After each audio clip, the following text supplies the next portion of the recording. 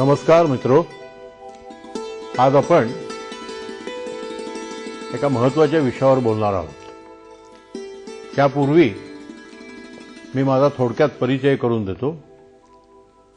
मी प्राध्यापक doctor JF. Patil, माजी विभाग प्रमुख, अर्थशास्त्र विभाग, शिवाजी विद्यापीठ, कोल्हापूर। शेती, त्यातही भारताची शेती, हा एक अतिशय गुंतागुंतीचा, गांभीर्यानं लक्षात घ्यायचा आणि सातत्यानं प्रश्न सोडवण्याचा असा भारतीय अर्थव्यवस्थेचा महत्त्वाचा घटक आहे। तसं बघायला गेलं तर संपूर्ण जगाची संस्कृती, मग ती पाश्चात्य देश असतील, पौर्वात्य देश असतील, दक्षिणेकडचे देश असतील किंवा उत्तरेकडचे देश असतील, देशांचा आर्थिक इतिहास तपासत असताना त्या देशांच्या इतिहासामध्ये सुरुवातीला शेती हाच अर्थव्यवस्थेचा महत्त्वाचा कणा असतो, महत्त्वाचा पाया असतो आणि त्याच्यावरच अर्थव्यवस्था काम करत असते। युरोपसारख्या देशामध्ये नंतरच्या काळामध्ये औद्योगिकरण झालं, शेतीचं महत्त्व कमी होत गेलं। पण तरी देखील परत एकदा मागे जाऊन बघितलं तर इंग्लंड, फ्रान्स आणि जर्मनी सारख्या 3 प्रमुख देशांमध्ये औद्योगिकरण होण्यापूर्वी प्रथम शेती क्रांती व्हावी लागली, शेतीमध्ये मोठ्या सुधारणा व्हाव्या लागल्या, शेतीची उत्पादकता वाढवावी लागली आणि मगच तिथल्या औद्योगिकरणाची प्रक्रिया गतिमान झाली। अलीकडच्या काळामध्ये 20व्या शतकात विशेषतः ज्या अर्थशास्त्रज्ञांनी वेगवेगळ्या देशांच्या आर्थिक विकासाचा अभ्यास केला, त्यामध्ये सायमन कुझनेट्स या अर्थशास्त्रज्ञाचं नाव अतिशय महत्त्वाचं म्हणून लक्षात घ्यावं लागेल। राष्ट्रीय उत्पन्नाची रचना कशी बदलत जाते याचा अभ्यास हा त्यांनी आयुष्यभर केला। त्यांच्यापूर्वी एका जर्मन अर्थशास्त्रज्ञानं, फ्रेडरिक लिस्टनं याच प्रकारचा अभ्यास केला, पण त्याची खोली किंवा व्याप्ती फार मोठी नव्हती। पण तरी देखील त्यातनं एक निश्चित भूमिका व्यक्त झाली की शिकारीच्या टप्प्यातली अर्थव्यवस्था, चराऊ कुरणांची अर्थव्यवस्था, त्यानंतर शेतीची अर्थव्यवस्था, त्यानंतर व्यापारी अर्थव्यवस्था, त्यानंतर औद्योगिक अर्थव्यवस्था कारखानदारीची आणि पुन्हा मग सेवा क्षेत्राचं प्राबल्य, असा साधारणतः आर्थिक व्यवस्थेच्या बदलामध्ये दिसून येणारा क्रम असतो। कुझनेट्सनं याचं वर्णन करत असताना आर्थिक विकासाच्या प्रक्रियेमध्ये विशेषतः युरोप आणि अमेरिकेसारख्या देशात जे घडलं त्याचं वर्णन करताना प्रथम प्राथमिक क्षेत्र विकसित होतं। प्राथमिक क्षेत्र याचा अर्थ शेती, विशेषत्वानं शेती, शेतीचा विकास होतो, नंतर कारखानदारीचा विकास होतो आणि त्यानंतर सेवा क्षेत्राचा विकास होतो, असं मत मांडलं। आता हा प्रकार भारताच्या बाबतीत घडला का? आणि गंमत अशी आहे की भारताच्या बाबतीत थोडंसं काहीतरी वेगळं घडतंय याची जाणीव तसं बघायला गेलं तर 1990 पूर्वीच निर्माण झालेली होती। तत्कालीन एका आंतरराष्ट्रीय परिषदेमध्ये, इंटरनॅशनल इकॉनॉमिक कॉन्फरन्स, किंवा त्याचवेळी दिल्लीमध्ये इंडियन इकॉनॉमिक असोसिएशनची कॉन्फरन्स झालेली होती आणि त्यावेळी इंटरनॅशनल कॉन्फरन्समध्ये डॉक्टर V.K.R.V. राव, डॉक्टर अलग, घोष यासारख्या तज्ज्ञांनी भारतामध्ये कारखानदारीचा विकास पूर्ण होण्यापूर्वीच, शेती म्हणावी तितकी विकसित होण्यापूर्वीच सेवा क्षेत्राचा अधिक विकास होत चालला, अशा प्रकारचे अंदाज बांधायला सुरुवात केली आणि याचं वर्णन काही वेळेला कुझनेट्सच्या विकास टप्प्यामध्ये भारतीय अर्थव्यवस्थेनं एक टप्पा गाळला, चुकवला, असं काहीतरी वर्णन केलं जायला लागलं। आज भारताची अर्थव्यवस्था लक्षात घेतली आणि समजा 1950ची भारताची अर्थव्यवस्था लक्षात घेतली तर 50च्या दरम्यान भारताच्या राष्ट्रीय उत्पन्नामध्ये शेतीचा हिस्सा सगळ्यात मोठा, त्याच्या पाठोपाठ उद्योगधंद्यांचा कारखानदारीचा हिस्सा होता आणि सेवा क्षेत्र हे अगदीच अप्रगत किंवा प्राथमिक स्वरूपात सरकारी सेवा क्षेत्राच्या स्वरूपातच होतं. फार मोठ्या प्रमाणात सेवा क्षेत्र नव्हतं. काळ बदलत गेला आणि आज भारताच्या अर्थव्यवस्थेचा विचार केला तर भारताच्या अर्थव्यवस्थेमध्ये वेगळ्या भाषेत भारताच्या राष्ट्रीय उत्पन्नामध्ये शेतीचा उत्पन्नाचा हिस्सा जवळजवळ 14-15% खाली आला. कारखानदारी किंवा ज्याला आम्ही सेकंडरी सेक्टर म्हणतो, द्वितीय क्षेत्र म्हणतो, त्याचा हिस्सा साधारणतः 20% दरम्यान तसा स्थिर राहिला आणि तिसऱ्या बाजूला सेवा क्षेत्र मात्र झपाट्यानं वाढत वाढत 50% वर गेलं. आणि हा एक अतिशय मोठा वेगळ्या प्रकारचा अनुभव जगाच्या आर्थिक इतिहासामध्ये आहे असं म्हणावं लागेल.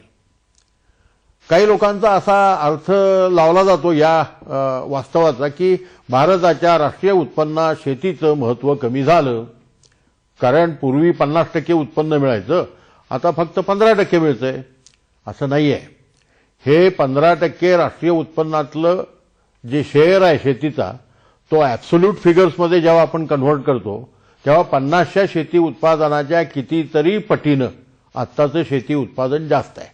पण त्याचा रिलेटिव्ह शेअर मात्र कमी झाला, हे आपण दुर्लक्षित करू शकत नाही. पण ह्याच बरोबर इतर जगाच्या व्यवस्थेमध्ये, युरोपमध्ये आणि ऑस्ट्रेलियामध्ये, अमेरिकेमध्ये, कॅनडामध्ये जे झालं त्यातला एक महत्त्वाचा घटक आपण दुर्लक्षित करतो तो असा की तिकडं राष्ट्रीय उत्पन्नातला शेतीचा हिस्सा जसा कमी होत जातो त्याचप्रमाणे राष्ट्रीय रोजगारातला शेतीचा हिस्सा देखील कमी होत जातो आणि त्यामुळे शेतीतली पर कॅपिटा प्रोडक्टिव्हिटी अतिशय मोठ्या प्रमाणात वाढते. दुर्दैवानं भारताच्या बाबतीत हे झालं नाही. राष्ट्रीय उत्पन्नातला शेतीचा हिस्सा कमी झाला, पण राष्ट्रीय रोजगारातला शेतीचा हिस्सा आहे तसा जवळजवळ पूर्वी 60-65%, 70% लोक शेतीवर जगायचे, आता 50-55% लोक जगतात. पण अजूनही 15% राष्ट्रीय उत्पन्न निर्माण करण्यासाठी 50 ते 55% लोकसंख्येला शेतीमध्ये राबावं लागतं. हे आमच्या शेतीच्या मूलभूत दुबळेपणाचं लक्षण आहे असं आज आपल्याला मान्य करावं लागतं. अशा अवस्थेमध्ये मग शेतीचं धोरण हा चर्चेचा अतिशय महत्त्वाचा प्रश्न ठरतो. शेतीचं महत्त्व कशासाठी असतं? शेतीचं महत्त्व पहिलं म्हणजे ज्या राष्ट्राच्या शेतीबद्दल आपण बोलतो त्या राष्ट्राची शेती त्या राष्ट्रातल्या लोकसंख्येला पुरेसा अन्न पुरवठा करू शकेल इतकं तरी पिकवणारी असावी असं मानलं जातं.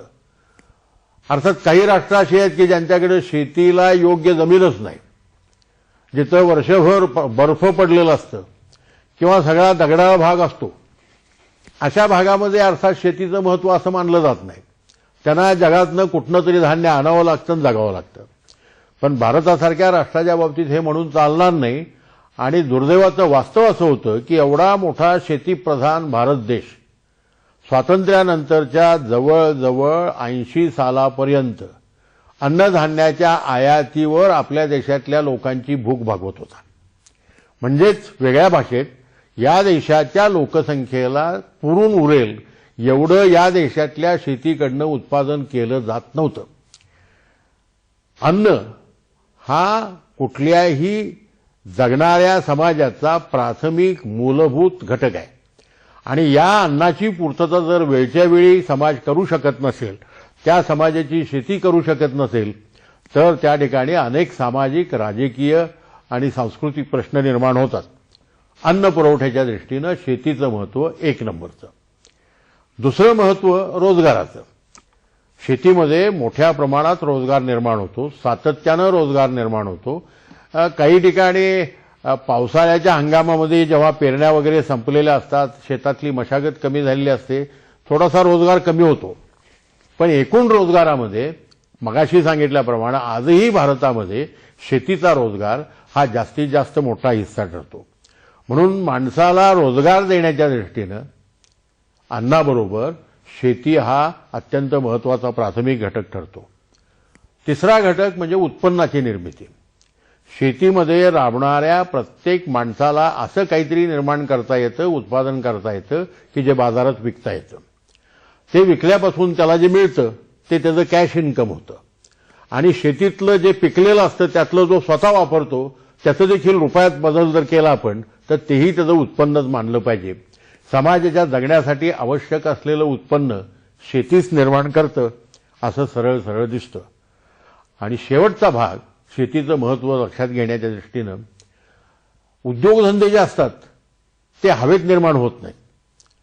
उद्योगधंदे निर्माण होण्यासाठी एक तर तुमच्याकडे खनिजे असली पाहिजेत, त्या खनिजाचं रूपांतर धातूमध्ये झालं पाहिजे आणि धातूंचा वापर करून कारखानदारी चालली पाहिजे. अर्थात ही कारखानदारी काही प्रमाणात शुद्ध धातूंच्यावर चालणारी जितकी असते तितकीच कापड उद्योगासारखा उद्योग, ज्यूट उद्योगासारखा उद्योग, तेल उद्योगासारखा उद्योग, अशा अनेक उद्योग आहेत. साखर उद्योग त्याचंच एक उदाहरण आहे. या सगळ्या उद्योगांना लागणारा कच्चा माल पुरवणारं प्राथमिक क्षेत्र म्हणजे शेतीच आहे. म्हणजे अन्न पुरवठा, रोजगार निर्मिती, उत्पन्न निर्मिती आणि कारखानदारीला लागणारा महत्त्वाचा कच्चा माल या सर्व निकषावर शेती ही एखाद्या अर्थव्यवस्थेची अत्यंत महत्त्वाची रचना मानावी लागते. आणि म्हणून शेतीचं धोरण ठरवणं ते काळानुरूप बदलत्या प्रश्नाप्रमाणे, निर्माण होणाऱ्या चॅलेंजेसप्रमाणे शेती धोरण बदलत जाणं हा कुठल्याही देशाच्या दृष्टीनं, शेतीप्रधान देशाच्या दृष्टीनं राष्ट्रीय आर्थिक धोरणाचा एक अत्यंत महत्त्वाचा घटक मानावा लागतो. काय घटक आहेत शेती धोरणाचे? पहिला प्रश्न असा उपस्थित करता येतो की देशाच्या शेतीखाली म्हणजे पिकाखाली, याचं दुसऱ्या पद्धतीने विधान असं करावं लागतं. पिकाखाली नसणारी परंतु देशाच्या शेतीला पूरक असणारी, देशाच्या मान्सूनला पूरक असणारी, पाऊस पाण्याला पूरक असणारी किती जमीन अरण्याखाली असावी, जंगलाखाली असावी, झाडीखाली असावी. कारण जंगलाचं प्रमाण व्यवस्थित असलं तर मान्सून रेग्युलर मिळू शकतो, पाणी जमिनीत साठू शकतं, ओलावा धरला जाऊ शकतो आणि त्या पद्धतीनं उर्वरित शेतीची उत्पादकता तुम्हाला वाढवता येऊ शकते. त्यामुळं पिकाखाली किती शेती असावी आणि पिकाखाली नसलेली किती शेती अरण्याखाली असावी हा देखील धोरणाचा एक अत्यंत महत्त्वाचा भाग आहे. अलीकडच्या पर्यावरणाच्या प्रश्नाच्या पार्श्वभूमीवर प्रत्येक देशाला आपल्या देशाच्या एकूण उपलब्ध क्षेत्रापैकी किमान 15-20-25% जर जमीन भूप्रदेश जंगलाखाली आणता आला तर त्या देशाच्या विकासाला, शेतीला मदत होऊ शकते. धोरणाचा दुसरा भाग येतो तो पीक रचना आणि पीक फिरवणं. आता खरं म्हणजे अलीकडच्या काळामध्ये हे शब्द बऱ्याच मोठ्या प्रमाणात कालबाह्य झाले की काय असं वाटण्यासारखी परिस्थिती आहे. ज्याला इंग्रजीमध्ये मोनोकल्चर म्हणतात. एकच एक पीक सातत्यानं वर्षानुवर्ष घेत जाणं. एक क्षेत्र ऊसाखाली टाकले की ते ऊसाचंच पीक घेत जाणं, कापसाखाली टाकलं की कापसाचंच पीक घेत जाणं. या उलट 50 वर्षापूर्वीची शेती जर आपण लक्षात घेतली किंवा जिचं वर्णन आपण पारंपरिक शेती म्हणून करू, ती किती उत्पादक आहे नाही हा दुसरा भाग आहे, पण किती संतुलित आहे याचा विचार करायचा झाला तर मला जे आठवतं ते असं आहे की आमचे पूर्वज, एक पिढ्याच्या पूर्वीचे, 2 पिढ्याच्या पूर्वीचे आपली शेती अत्यंत संतुलित पद्धतीनं करायची. म्हणजे आपल्याकडे किती क्षेत्र आहे, त्यातलं धान्य पिकाखाली किती क्षेत्र घालता येईल, व्यापारी पिकाखाली किती क्षेत्र घालता येईल आणि असं क्षेत्र की जे वापरायचं नाही असं किती ठेवता येईल. फॅलो असा इंग्रजी शब्द आहे. पट टाकणं. पट टाकणं शेतीची सुपीकता टिकवण्यासाठी आवश्यक असलेला भाग असतो. हे अलीकडच्या काळात आम्ही जवळजवळ विसरून गेलो. उपलब्ध असलेली सगळीच्या सगळी जमीन दरवर्षी वापरलीच पाहिजे, पिकवलीच पाहिजे, हा एक टोकाचा विचार आहे. त्याच्यात बदल करण्याची गरज आहे. आमच्या शेतकऱ्यांनी पीक रचना ठरवत असताना माझ्या 100 एकरापैकी 50 एकर धान्य असेल, 25 एकर तुमची रबीची पिकं असतील, कडधान्य असतील, एक 5 ते 10% ऊसासारखी पिकं असतील जी जास्त पाणी खातात, भाजीपाला असेल, हे सगळं बॅलन्स करणं आणि याचा फेरविचार आत्ता करणं, तर आमच्या शेतीची जी अंगभूत सुपीकता आहे, उत्पादकता आहे, ती कायमस्वरूपी नष्ट होत जाईल आणि नंतर जमिनी ओसाड पडायला लागतील. हे जर टाळायचं असेल तर त्याला आम्ही क्रॉप रोटेशन म्हणतो. पिकं फिरवत नेली पाहिजेत. या क्षेत्रात यावर्षी धान्य होतं, इथं शेंगा होत्या, इथं तंबाखू होती, पुढच्या वर्षी जिथं तंबाखू होती तिथं धान्य असेल, जिथं शेंगा होत्या तिथं रबीची पिकं असतील. असं पीक फिरवण्याचं धोरण हा खरं म्हणजे ॲग्रिकल्चरल युनिव्हर्सिटीच्या माध्यमातून एक आयडियल पॅटर्न शेतकऱ्याला दिला पाहिजे. आणि त्यामध्ये एक सगळ्यात महत्त्वाचा मुद्दा, तुम्हाला पट टाकायची नाही ना, मग अशा पद्धतीचं पीक त्या पट जमिनीत घ्या की ज्यामुळं त्या जमिनीची सुपीकता नष्ट होणार नाही, झालीच तर त्या सुपीकतेची वाढ होईल. अशी काही पिकं घेता येतात. ज्याला तो एक शब्द आहे आपल्या पारंपरिक शब्दामध्ये, म्हणजे ज्या पीक घेण्यामुळं त्या जमिनीची पुढच्या वर्षीच्या दुसऱ्या पिकासाठीची सुपीकता वाढते, अशा प्रकारची पीक घेणं, बेवड करणं, असा तो पारंपरिक शब्द आहे. तर पीक फिरवण्यामध्ये बेवड करण्याचा विचार हा अतिशय महत्त्वाचा असतो. आता पीक रचना असं मी जेव्हा म्हणतो तेव्हा त्या भागातलं पाऊस पाणी कसं आहे, जमिनीचा पोत कसा आहे, जमिनीची पातळी कशी आहे आणि जमिनीची उपलब्धता किती आहे, अशासारखे वेगवेगळे मुद्दे लक्षात घेऊन कोणती पिकं घ्यायची आणि त्यांचं क्षेत्राचं प्रमाण किती असेल, याला आम्ही पीक रचना, क्रॉपिंग पॅटर्न असं म्हणतो. आपल्याकडं महाराष्ट्रापुरता जर विचार केला तर प्रामुख्यानं धान्य पिकं, जिथं पाणी उपलब्ध आहे तिथं ऊसाचं पीक, दुष्काळी भागामध्ये फळफळावळ, अशा प्रकारचं साधारणतः एक पीक रचना दिसते. कमी पावसाच्या प्रदेशामध्ये कापूस, तंबाखू असं पीक रचनेचा भाग दिसतो. पण पीक रचनेचा विचार न करता एकाच पद्धतीचं पीक एकाच क्षेत्रामध्ये सातत्यानं घेत गेलं आणि दुर्दैवानं त्यामध्ये पाण्याचा अतिरिक्त वापर झाला. उपलब्ध पाणी आहे, पाटानं मिळणार आहे आणि नंतर मग ते छोट्या छोट्या काय म्हणतात त्या चरीत सोडायचं आहे, वाफ्यात सोडायचं आहे आणि निवांत बसायचं आहे, असं असेल तर त्या जमिनीचं 5-10 वर्षामध्ये, 20-25 वर्षामध्ये सॅलिनेशन होणं, क्षारपड जमीन होणं, हे प्रकार घडू शकतात. आणि म्हणून पीक फिरवणं आणि पीक रचना याबद्दल सातत्यानं कृषी विद्यापीठातून, सरकारी कृषी कार्यालयातून, कृषी अर्थशास्त्राच्या संशोधनातून या गोष्टींचा सतत विचार झाला पाहिजे आणि त्याचं रूपांतर धोरणात झालं पाहिजे. दुसरा, आणि महाराष्ट्राच्या दृष्टीनं, जरी भारताच्या दृष्टीनं नसला तरी महाराष्ट्राच्या दृष्टीनं अत्यंत महत्त्वाचा असा शेती धोरणाचा भाग म्हणजे शेती फक्त ज्याला आपण रेनफेड ॲग्रिकल्चर म्हणतो, म्हणजे पावसावर आधारित शेती म्हणतो. तेवढ्यावरच अवलंबून राहायचं का? तेवढ्या पावसावर सगळी पिकं येऊ शकतात का? पावसावर येणारी पिकं संपल्यानंतर उर्वरित काळामध्ये 4 महिने 6 महिने ती जमीन तशीच पट ठेवायची का? का त्या जमिनीतनं पीक घ्यायचं आणि असा जमिनीचा मल्टिपल वापर करायचा असेल तर मग पाणी लागतं. आणि जगभरचं एक साधं सूत्र आहे, ज्या शेतीला सुरक्षित, मुबलक, वाजवी किमतीला, नियमितपणानं गरज लागेल तेव्हा पाण्याचा पुरवठा केला जातो, अशा भागातली शेती ही अधिक उत्पादक होते, अधिक संपन्न होते. संपन्न होते याचा अर्थ उत्पादक होते हा एक आहेच, पण तिच्यामध्ये वेगवेगळ्या पिकांचं स्वरूप तुम्हाला रिफ्लेक्ट करता येतं.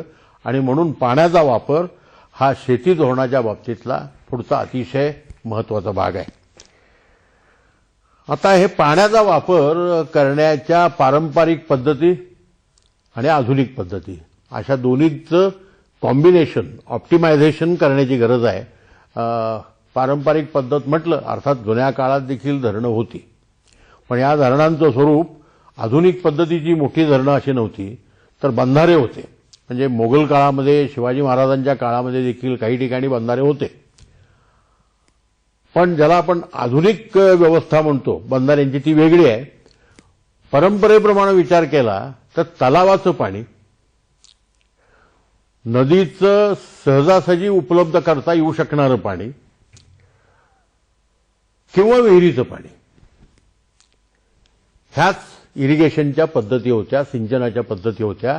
आपण तर विधान असं करू शकतो की त्यावेळच्या जुन्या परंपरेप्रमाणे इरिगेशनचं मॅक्झिमम कॉन्ट्रीब्युशन विहिरींच्या माध्यमातून व्हायचं, उर्वरित काही इकडे तिकडे तलावातलं वगैरे पाणी असा प्रकार असायचा. अलीकडच्या सिंचन योजना या महाकाय झाल्या, अत्यंत मोठ्या प्रमाणात भांडवल लागणाऱ्या झाल्या. नद्या कुठं अडवायच्या, किती मोठ्या धरणाने अडवायच्या, तिथं पाण्याचा साठप किती करायचा, आणि मग ते साठवलेलं पाणी खालच्या प्रदेशामध्ये जिथं ते पाणी पोचल्यामुळे शेतीचं रूपांतर होणार आहे त्या प्रदेशामध्ये कालव्यानं नेल्यानंतर कालव्यातलं पाणी शेतकऱ्याला पाटानं कसं द्यायचं, ते शक्य नसेल तर शेतकऱ्यांनी लिफ्ट इरिगेशन स्कीम्स कशा चालू करायच्या, या पद्धतीनं उत्क्रांती होत गेली. भारतामध्ये, महाराष्ट्रामध्ये ब्रिटिश काळापासून आणि ब्रिटिश काळानंतर, स्वातंत्र्यानंतर मोठ्या प्रमाणात अनेक मोठ्या धरण योजना राबवल्या गेल्या. महाराष्ट्रामध्ये कोयनेचं धरण आलं, काळमवाडीचं धरण आलं, उजनीचं धरण आलं, अशी अनेक मोठी धरणं आली. भाटघरचं धरण त्यापूर्वीच झालं ब्रिटिश काळामध्ये. आमच्या कोल्हापूरचं राधानगरी धरण शाहू महाराजांच्या काळामध्ये तयार झालं. आणि या सगळ्या धरणांच्या बांधकामाचा प्राथमिक हेतू, कोयना सोडून प्राथमिक हेतू शेतीला पाणी पुरवणं आणि जवळपासच्या मोठ्या नागरी लोकसंख्येला प्यायचं पाणी पुरवणं या प्रकारची होती. कोयनेच्या बाबतीत मात्र ते ज्याला मल्टीपर्पज किंवा हायड्रो इलेक्ट्रिसिटी प्रोजेक्ट म्हणून ज्याचा उल्लेख केला जातो, जलाचाही वापर, पाण्याचा वापर करायचा, पण ते पाणी मोठ्या उंचीवरून खाली टाकून टर्बाईन्स फिरवून इलेक्ट्रिसिटी निर्माण करायची आणि विजेचा वापर देखील शेतीच्या उत्पादनामध्ये करायचा.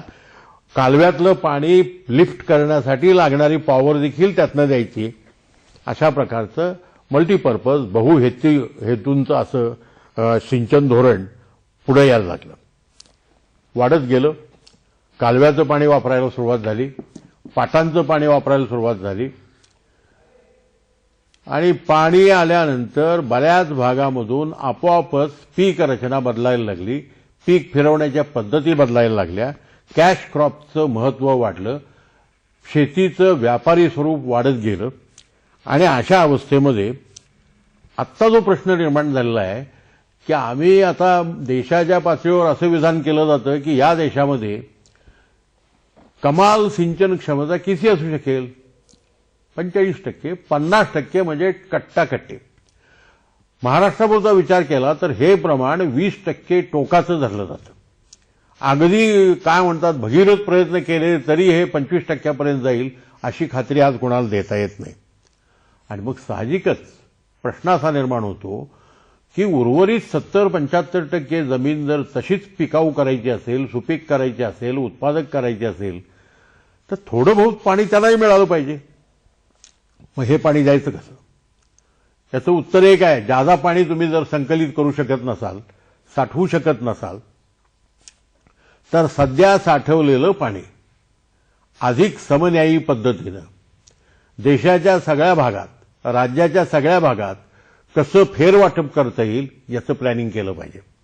आणि हे फेरवाटप करत असताना पाण्याचा वापर करणाऱ्या शेतकऱ्याला हे कळलं पाहिजे की पाणी ही मोफत वस्तू नव्हे. पाण्यासाठी देखील किंमत द्यावी लागते. जशी खताला किंमत द्यावी लागते, औषधाला किंमत द्यावी लागते, जनावराला मजुरी द्यावी लागते, शेतमजुराला मजुरी द्यावी लागते, तशी वापरलेल्या पाण्याच्या प्रत्येक थेंबाला किंमत द्यावी लागते. अशा प्रकारचं धोरण प्रत्येक माणसाला, शेतकऱ्याला पटावं असा विचार करावा लागतो. आणि हे करायचं असेल, पाण्याचा थेंबन थेंब उत्पादक पद्धतीनं वापरायचा असेल तर ज्याला आम्ही सूक्ष्म सिंचन व्यवस्था म्हणतो, मायक्रो इरिगेशन स्कीम्स म्हणतो, त्यांचा वापर करण्याची गरज आहे. आणि त्यामध्ये मुख्य गोष्टी येतात. एक नंबर ज्याला आपण मराठीत ठिबक सिंचन योजना म्हणतो, ड्रिप इरिगेशन. दुसरं स्प्रिंकलर, तिसरं वॉटर हार्वेस्टिंग आणि चौथं आत्ता अलीकडे ज्याची फार आणखी चर्चा सुरू झालेली आहे, शेततळ्यांची योजना. गुजरातमध्ये याचा उल्लेख काही ठिकाणी चेक डॅम्स म्हणून केला गेला. आणि हे खरं आहे की तुम्ही जर तिथल्या रिव्हर बेसिनचा विचार केला, वॉटरशेड्सचा विचार केला, पाणीखोरी म्हणतात त्याला, तर सगळीकडनं पाणी कुठं गोळा करता येतं? ते गोळा केलेलं पाणी परत कसं वाटप करता येईल? म्हणजे फार मोठं धरण बांधण्याऐवजी 1000 कोटी रुपयाच्या गुंतवणुकीचं एक मोठं धरण बांधण्याऐवजी 1000 कोटीतनं 1 लाख चेक डॅम जर बांधता आली तर त्या प्रदेशाची शेतीची उत्पादकता अधिक चांगल्या पद्धतीनं विकसित होऊ शकते, असा विश्वास आत्ता नव्या परिस्थितीमध्ये निर्माण व्हायला लागलाय. आणि पाणी उचलण्यासाठी एका ठिकाणाहून दुसऱ्या ठिकाणी पाणी नेण्यासाठी खर्च येतो. हा खर्च जर टाळायचा असेल तर फार पाणी उचलावं लागू नये, हा त्याचा साधा अर्थ आहे. मग सोलर एनर्जीचा वापर करता येईल का, की जी सोलर एनर्जी तुम्हाला स्वस्तात मिळवता येईल? टायडल एनर्जीचा वापर करता येईल का? असे अनेक एनर्जीचे प्रस्ताव देखील पर्यायी समोर घ्यावे लागतात. हे झालं सिंचनाच्या बाबतीत. म्हणजे आपल्याला एक निष्कर्षाचं विधान असं करावं लागेल की सिंचन हा शेती विकासाचा अत्यंत महत्त्वाचा घटक आहे. तो कार्यक्षमतेनं वापरला पाहिजे, उपलब्ध पाणी व्यवस्थेनं वापरलं पाहिजे आणि याच्यामध्ये फार मोठी वाढ करता येण्याची शक्यता नाही, असं गृहीत धरूनच तुम्हाला पीक रचना आणि पीक फिरवणी यांचा विचार करावा लागतो. आता धोरणाच्या दृष्टीनं पुढचा महत्त्वाचा भाग तो उत्पादकतेच्या संबंधात आहे. आणि मित्रो, आपण सगळ्यांनी हे लक्षात घेतलं पाहिजे की काही पिकांच्या बाबतीत, कापसासारखं पीक असेल, दुधासारखं क्षेत्र असेल, जगातलं जास्तीत जास्त उत्पादन दुधाचं, कापसाचं, चहाचं, ज्यूटचं भारतामध्ये होतं. पण याचा अर्थ ज्यूट, कापूस, चहा किंवा तुमचं ऊस याची दर एकरी उत्पादकता, कापूस यांची दर एकरी उत्पादकता जगातली 1 नंबरची भारतात आहे किंवा महाराष्ट्रात आहे असं मात्र अजिबात नाही. सर्वसाधारण विधान असं करावं लागतं की महाराष्ट्राची शेती किंवा भारताची शेती ही उत्पादकतेच्या निकषावर जगात कुठेतरी खालच्या क्रमावर लागते. जसं मानव विकास निर्देशांकाच्या बाबतीत आपण जगात कुठेतरी 130, 140, 150च्या घरात असतो, तसं शेतीच्या उत्पादकतेच्या निकषावर जगातल्या राष्ट्रांची आखणी जर केली तर आपला नंबर पहिल्या 100 येईल असं मला वाटत नाही. शेतीची उत्पादकता कमी आहे का? आणि या प्रश्नाचं उत्तर शोधल्यानंतरच आपल्याला शेतीची उत्पादकता वाढवण्यासाठी काय करावं लागेल याचं धोरण ठरवता येतं. उत्पादकता वाढवण्याच्या दृष्टीनं पहिला महत्त्वाचा भाग जगाच्या पातळीवरचा एकूण जपानचा अपवाद कदाचित महत्त्वाचा ठरेल, पण सर्वसाधारणपणे असं विधान केलं जातं की कसणुकीखाली असलेलं शेतीचं क्षेत्र सरासरी त्याचं आकारमान म्हणजे 2 एकराच्या शेतकऱ्याची उत्पादकता 20 एकराच्या शेतकऱ्याच्या उत्पादकते इतक्या असत नाही. म्हणजे क्षेत्र जसं मोठं होईल तसं शेतीची उत्पादकता वाढवता येते. असं एक जनरलाइज गिव्हन टेक्नॉलॉजी म्हणजे उत्पादनाचं तंत्र गृहीत धरलं तर हे फारसं चुकीचं ठरत नाही. पण भारताची रचना शेतीची दुर्दैवानं अतिरिक्त लोकसंख्येच्या वजनामुळं, भारामुळं अत्यंत प्रतिकूल अशी आहे. आपल्याला असं दिसतं की आज भारतामध्ये एकूण शेतकऱ्यांच्यापैकी अजूनही 65 ते 70% शेतकरी हे सीमांत शेतकरी किंवा ज्याला आपण अल्पभूधारक किंवा मध्यम शेतकरी म्हणू अशा प्रकारचे आहेत. म्हणजे काय, बहुसंख्य शेतकऱ्यांचं जमीन धारणेचं प्रमाण 2 एकर किंवा त्याच्यापेक्षा आत, 2.5 एकराच्या आत असलेले बरेच लोक आहेत. 2.5 एकर ते 5 एकर मधले फार कमी लोक आहेत. आणि 5 एकराच्या वर असलेले शेतकरी म्हणजे श्रीमंत शेतकरी, सधन शेतकरी असं देशाच्या बऱ्याच भागात मानलं जातं. अर्थात उत्तर भारताचं चित्र थोडंसं वेगळं आहे. उत्तर भारतामध्ये परंपरेनं जमीनदारीची पद्धत होती. त्या जमीनदारी पद्धतीचं उच्चाटन झाल्यानंतर त्या जमिनी वाटल्या गेल्या शेतकऱ्यांच्यामध्ये, कसणाऱ्यांच्यामध्ये. पण हे खरं आहे की आमच्या देशातली जमीन धारणा कसण्याची, ऑपरेशनल होल्डिंग हे आवश्यक त्या आकारमानाचं नसल्यामुळं तिथं दर एकरी उत्पादकता कमी असते. जनरलाइज स्टेटमेंट आम्ही असं करू शकतो की आमच्या देशातलं ज्वारी घ्या, मका घ्या, गहू घ्या, तांदूळ घ्या, ऊस घ्या, कापूस घ्या, यांची दर एकरी उत्पादकता एक नंबरची नाही.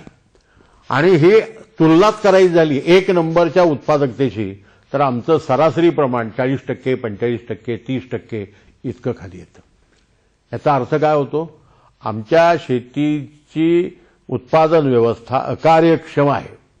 आमची शेती कमी उत्पादक आहे. आणि जोपर्यंत आम्ही आमच्या शेतीची उत्पादकता वाढवत नाही तोपर्यंत आमच्या देशाच्या मूलभूत विकासाची प्रक्रिया ही सक्षम आणि टिकाऊ होत नाही, हे मान्य करावं लागेल. मग काय करायचं? शेतीची उत्पादकता वाढवायची असेल तर काय करायचं हा प्रश्न साहजिकच निर्माण होतो. आणि मला असं दिसतंय की आत्ताची लोकसंख्या आणि त्यामध्ये होणारी वाढ, नंबर एक, आत्ताचे आमच्या जमीन मालकीच्या हक्काचे कायदे, त्या जमीन मालकाच्या हक्काच्या वारसाचे कायदे आणि प्रत्येक कुटुंबात वाटणी होत असताना 2 मुलं, 3 मुलं, 4 मुलं याप्रमाणे होणारी वाटणी, हे सगळं लक्षात घेतलं तर मालकीची भावना शिल्लक ठेवून मोठ्या आकाराची शेती आम्हाला शक्य नाही. मग काय करायचं?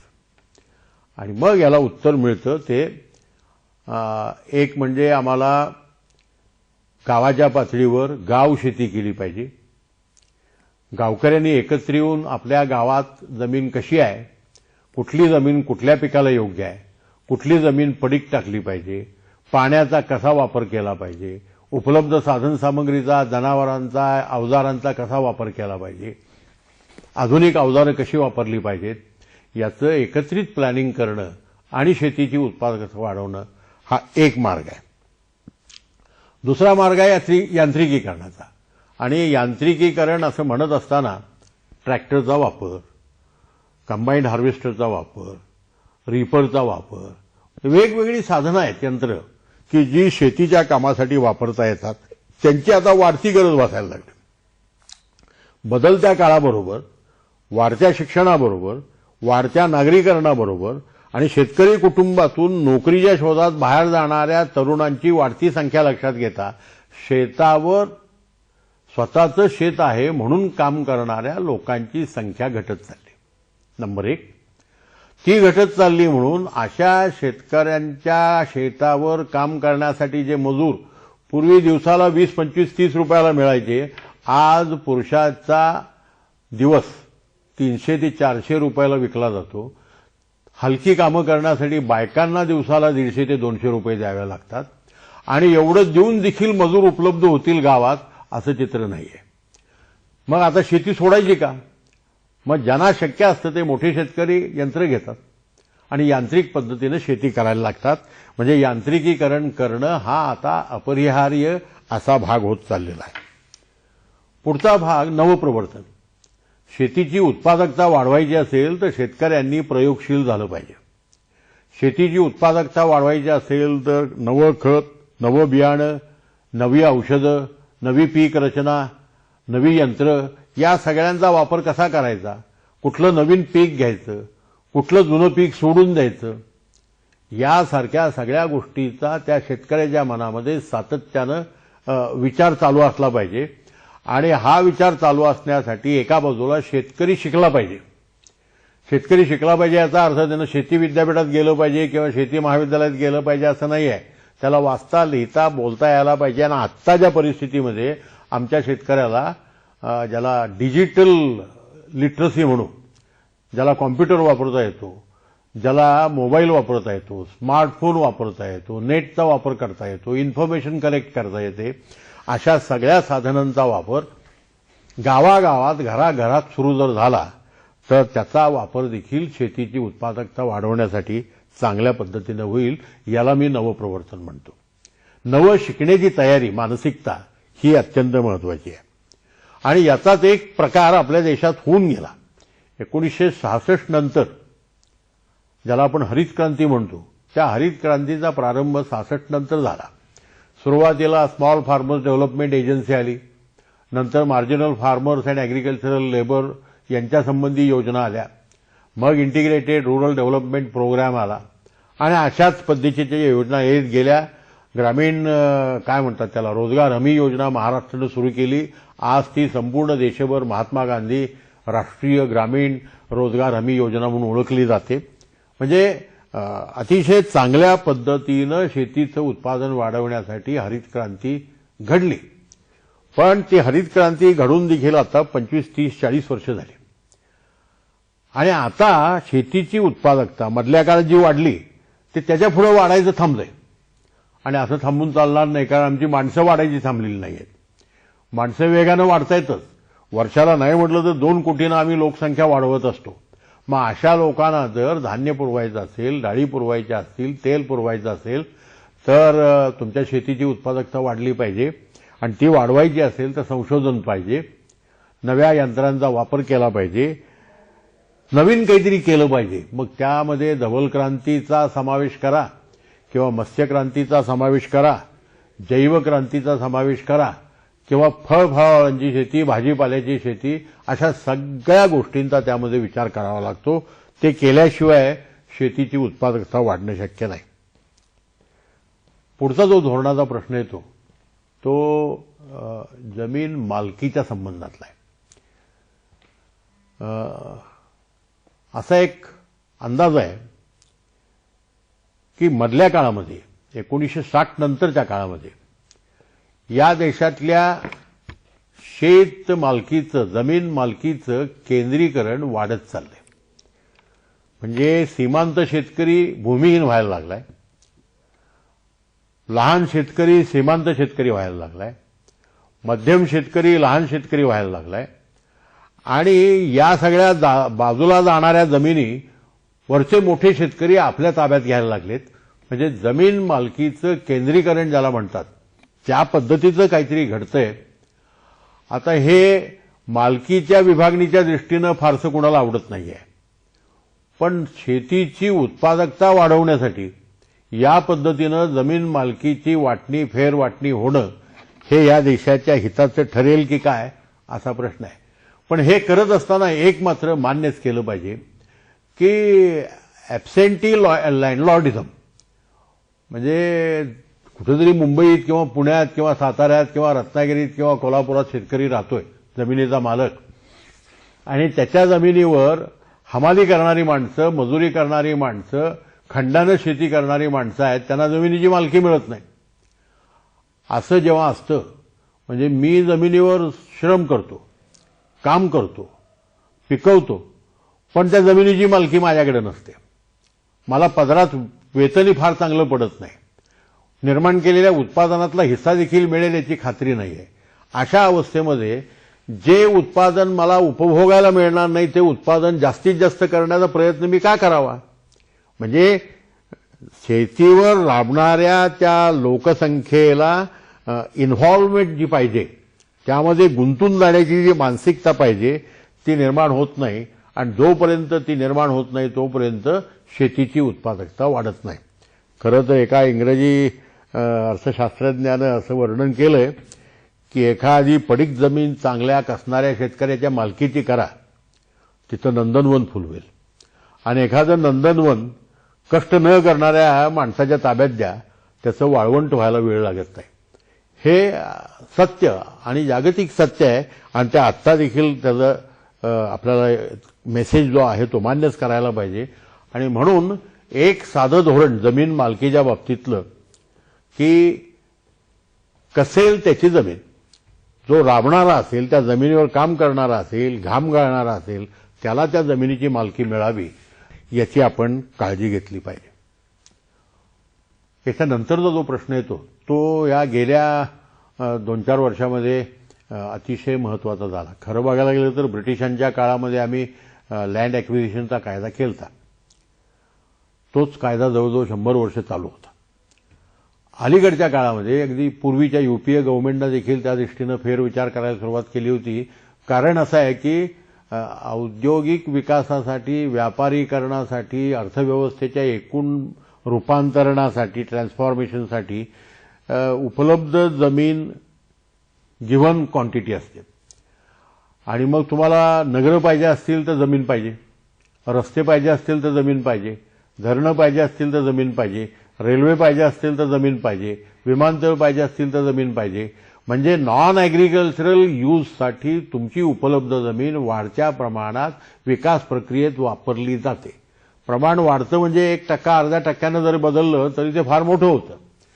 मग अशा पद्धतीची शेती क्षेत्रातली जमीन बिगर शेती क्षेत्रात जात असताना त्याची मालकी जी ट्रान्सफर होते त्याची किंमत किती असावी, जमिनीची किंमत किती असावी, जमीन कुठल्या भागात आहे, कोणत्या पिकाखाली आहे, बागायत आहे का जिरात आहे, किती आकाराची एका ठिकाणी मिळते, तिचं बाजारपेठेपासून अंतर किती आहे, अशा अनेक फॅक्टर्स लक्षात घेऊन जमिनीच्या खरेदी विक्रीच्या किमती ठरतात. जमिनीचा खंड वेगळ्या पद्धतीनं ठरतो. म्हणजे मी माझी जमीन तुम्हाला वापरायला दिली तर मला वर्षाला, काही लोक काय म्हणतात, मला 30% उत्पन्न देईन, तुझं तू सगळं तूच कर.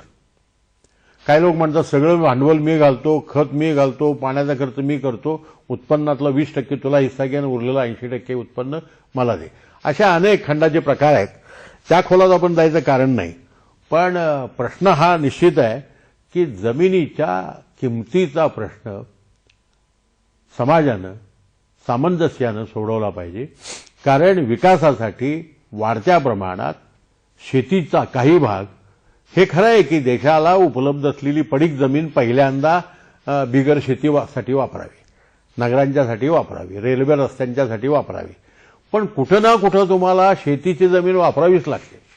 आणि ही वापरत असताना मग ती ज्यांच्या कोणाच्या सरकारच्या मालकीची असेल तर प्रश्न नाही, पण ती जर खाजगी मालकीची असेल तर त्या मालकाला आपली जमीन बिगर शेतीसाठी विकत देत असताना किती किंमत मिळावी, बाजारातल्या मार्केट रेटच्या दुप्पट मिळावी, तिप्पट मिळावी, चौपट मिळावी, पाचपट मिळावी, अलीकडच्या कायद्याप्रमाणे चौपटपर्यंत ती किंमत दिली जावी असा अभिप्रेत आहे.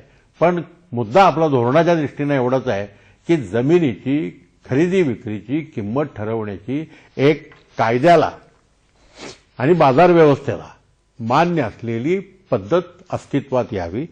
अर्थात अर्थशास्त्राचा नियम शेवटी लागू होतोच. काय की जमिनीचा उपलब्ध विक्रीयोग्य जमिनीचा पुरवठा वाढला आणि ग्राहक तेवढेच राहिले तर जमिनीची किंमत कमी होईल. ग्राहक वाढले आणि जमीन आहे तेवढीच राहिली विक्रीयोग्य तर जमिनीची किंमत वाढेल. आणि हा प्रकार सगळीकडे तुम्हाला आज भारतात दिसतो. पण त्याच्याबद्दलची कायद्याची आणि प्रशासनाची एक नेमकी व्यवस्था निर्माण करणं अतिशय गरजेचं आहे. पुढचा जो प्रश्न आहे तो गेली 50 वर्ष या देशामध्ये सातत्यानं चर्चेचा, वादाचा, गोंधळाचा, सामाजिक तणावाचा, राजकीय तणावाचा आणि काही वेळेला हिंसाचाराचा प्रश्न होऊन बसलेला आहे. हा प्रश्न आहे शेतमालाच्या किमतीचा प्रश्न. शेतमालाची किंमत कशी ठरवायची? उत्तर साधं दिलं जातं. शेतमाल उत्पादन करण्यासाठी जो दर एककी per unit cost of production जे असेल तेवढी किंमत तर त्या शेतमालाला मिळालीच पाहिजे. याला आम्ही काही वेळा सप्लाय प्राइस म्हणतो. म्हणजे ती वस्तू बाजारात येण्यासाठी किती खर्च झाला.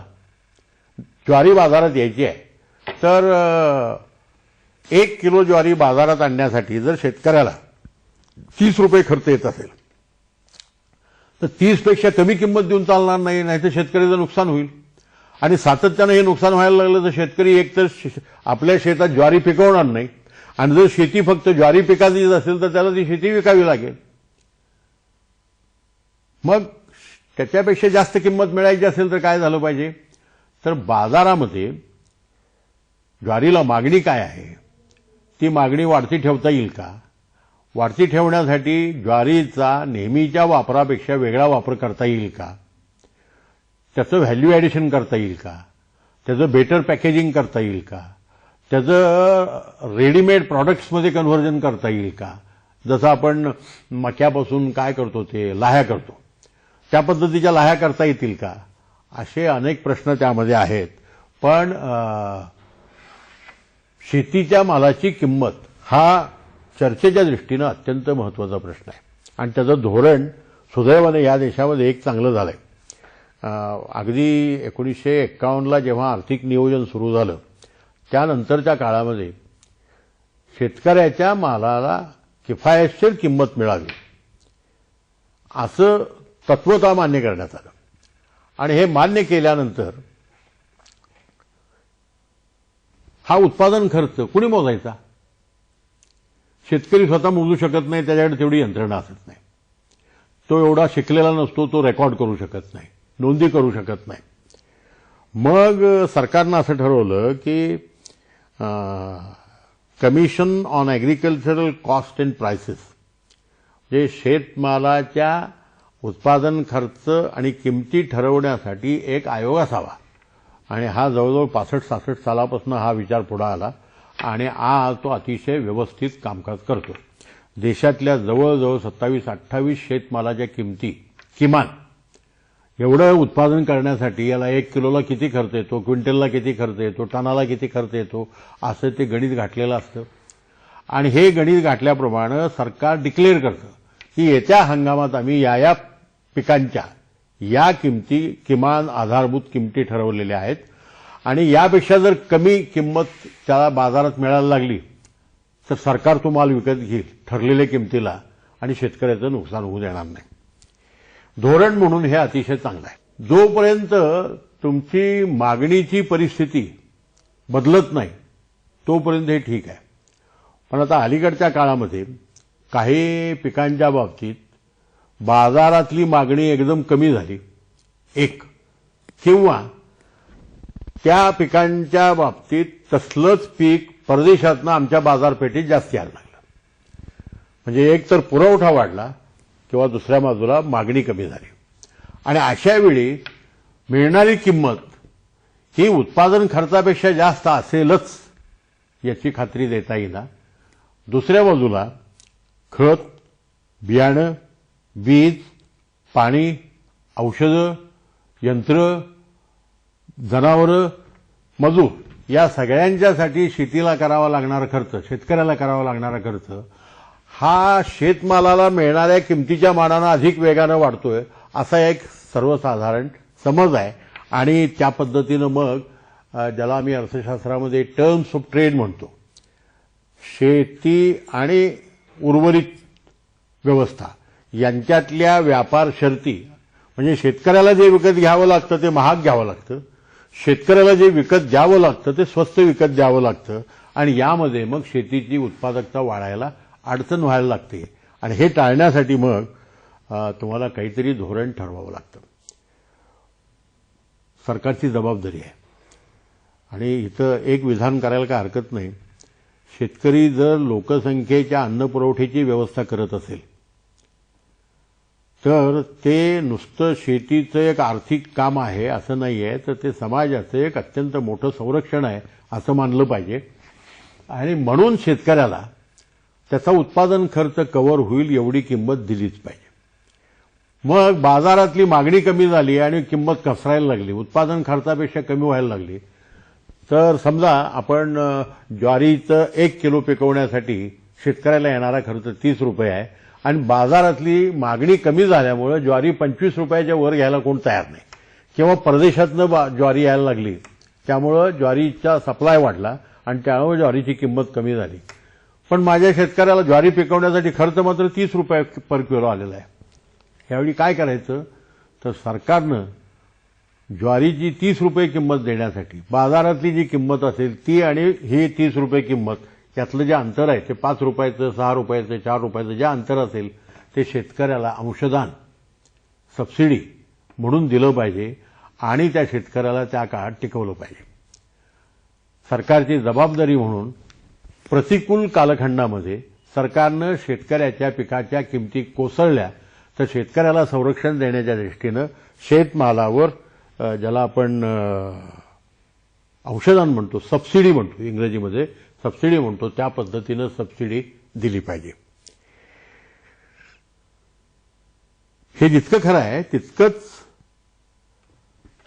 माझ्या मालाचं उत्पादन मी एवढं करणार आणि मला एवढी किंमत पाहिजेच असं शेतकरी म्हणायला लागला तर ते टिकत नाही. हे मग कधी कांद्याच्या बाबतीत घडतं, कधी टोमॅटोच्या बाबतीत घडतं, कधी ऊसाच्या बाबतीत घडतं, कधी इतर धान्याच्या बाबतीत घडतं. तर अडचणीच्या काळामध्ये सरकारनं शेतकऱ्याच्या मालाला आधारभूत किमती देण्यासाठी अंशदानाची व्यवस्था राबवलीच पाहिजे. या पद्धतीचं धोरण ठरवायला हरकत नाही. पण शेतकऱ्यांनी देखील बदलत्या काळाबरोबर बाजाराची परिस्थिती काय आहे ते समजून घेऊन पीक घेतलं पाहिजे. ज्या मालाला विक्री आहे, ज्या मालाला खप आहे, ज्या मालाला मागणी आहे ते पिकवा आणि त्या पद्धतीनं आपलं क्रॉप रोटेशन कसं बदलता येईल त्या पद्धतीनं बदलण्याचा प्रयत्न केला पाहिजे. शेवटचा भाग तो शेतीला लागणाऱ्या ज्या वस्तू आहेत, शेतीला दिलं जाणारं पाणी स्वस्त दिलं पाहिजे, शेतीला दिली जाणारी वीज इतरांच्यापेक्षा स्वस्त दिली पाहिजे, शेतीला दिली जाणारी खतं त्यांना सबसिडी दिली पाहिजे, शेतीच्या मालाची वाहतूक रेल्वेनं करताना थोडीशी स्वस्ताईनं केली पाहिजे, शेतमालाचं साठप करत असताना गोडाऊन चार्जेस कमी ठेवले पाहिजेत. यासारखे मुद्दे आहेत. याला आम्ही टेक्निकल टर्ममध्ये शेतीमालाच्या उत्पादनासाठी, साठपासाठी आणि वितरणासाठी जी व्यवस्था असते ती सवलतीची, स्वस्ताईची कशी करता येईल या दृष्टीनं सरकारनं धोरण ठरवण्याची गरज आहे. जोपर्यंत शेतीवर जगणाऱ्या लोकसंख्येचं प्रमाण देखील शेतीचा राष्ट्रीय उत्पन्नातला हिस्सा जितका कमी झाला तितकं कमी होत नाही, तोपर्यंत शेतीला आधार तुम्हाला देतच राहावा लागेल. युरोपसारख्या राष्ट्रामध्ये, अमेरिकेसारख्या राष्ट्रामध्ये शेतकऱ्याला संरक्षण देण्यासाठी सरकार आउट ऑफ द वे जाऊन हजारो कोटी डॉलर्सचं अंशदान देत असते. आपल्याला देखील या शेतकऱ्यांचं कल्याण करायचं असेल तर याच पद्धतीनं शेतीचं धोरण ठरवावं लागेल. टू कन्क्ल्यूड, समारोप करत असताना एक विधान करावं लागेल. शेती उत्पादनाचं इकॉनॉमिक्स किंवा अर्थशास्त्र विस्कळीत न करता शेतकरी कुटुंबाची वाताहत होणार नाही याची काळजी घेत परंतु शेतमालाचा जो ग्राहक आहे त्याला देखील उपलब्ध वस्तू, त्या वस्तू सेवा रिझनेबल किमतीला, वाजवी किमतीला मिळतील या पद्धतीनं या सगळ्या व्यवस्थेचं नियंत्रण करणं हाच अत्यंत महत्त्वाचा शेती धोरणाचा गाभा आहे. आभारी.